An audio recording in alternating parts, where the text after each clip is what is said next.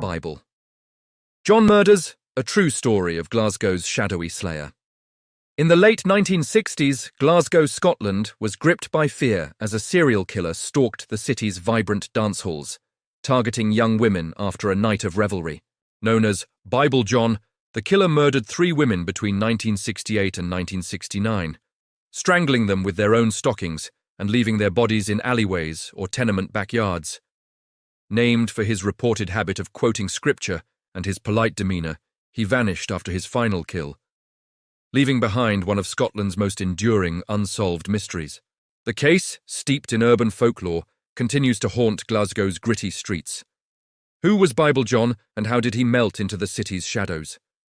The Bible John murders are a chilling blend of charm, violence, and a trail gone cold, forever etched in Scotland's psyche.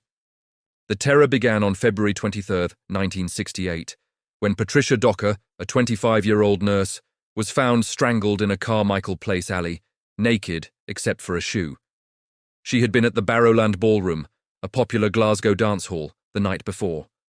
Her handbag and clothes were missing, and her body showed signs of sexual assault. Police had few leads, as the busy venue offered no clear witnesses, and forensic technology was limited. On August 15, 1969, Jemima MacDonald, a 32-year-old mother of 3, was found in a derelict tenement on McKeith Street, also strangled with her stockings. Like Patricia, she had danced at the Barrowland the previous night. Witnesses recalled her leaving with a tall, well-dressed man, but descriptions were vague. The similarities, strangulation, Barrowland, dumped bodies, linked the crimes, sparking fears of a serial killer. The third murder, on October 31, 1969, cemented the legend. Helen Puttock, 29, was found in an Earl Street backyard, strangled with her stockings and battered. She had been at the Barrowland with her sister, Jean Langford, who provided the case's best clue. The sisters shared a taxi with Helen's dance partner, a man calling himself John. He was polite, articulate, and quoted Bible verses, criticizing the dance hall's dens of iniquity. Jean described him as 25-35, over 6 feet, with sandy hair, a slender build, and a distinctive accent, possibly posh or affected. He mentioned being from Castlemilk, but got off the taxi early, leaving Helen to her fate. The Glasgow police launched a massive investigation, interviewing thousands and focusing on the Barrowland, a hub for working-class nightlife.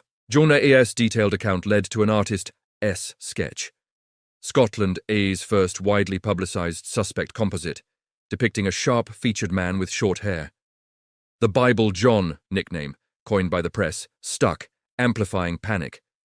Women avoided dance halls, and men were scrutinised, but no arrests followed. The killer's use of stockings suggested a signature, but no fingerprints, DNA, or murder weapons were found. Suspects were plentiful, but elusive. A man resembling the sketch was seen at the Barrowland, but he vanished.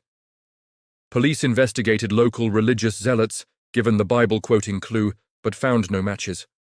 In the 1990s, attention turned to Peter Tobin, a serial killer convicted in 2007 for 3 murders, who lived in Glasgow during the Bible John era. Tobin's age, build, and predatory history fit, and he frequented dance halls, but no DNA or witness testimony linked him conclusively.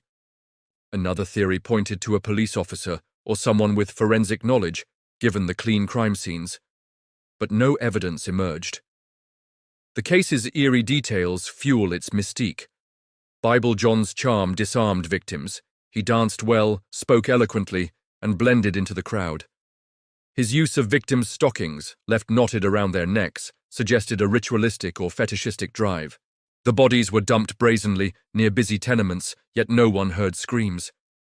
Jean's taxi ride painted a portrait of a man both pious and predatory, possibly wrestling with guilt or crafting a persona. The Castlemilk reference was a dead end, possibly a lie to throw off pursuit. The investigation faltered as leads dried up. The 1960s lacked DNA profiling, and witness memories faded.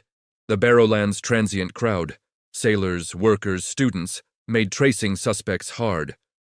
Police faced criticism for focusing on the victims' personal lives, implying they invited danger by dancing. The case went cold by the 1970s, with no new murders definitively linked.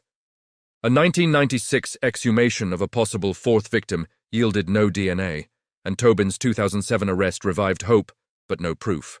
The Bible John murders reshaped Glasgow. The Barrowland, still a music venue, carries a haunted aura, with older patrons recalling the fear. Families of Patricia, Jemima, and Helen, devastated, pushed for answers, but time eroded hope. The case inspired books, documentaries, and a 2020 podcast, keeping the sketch of Bible John alive.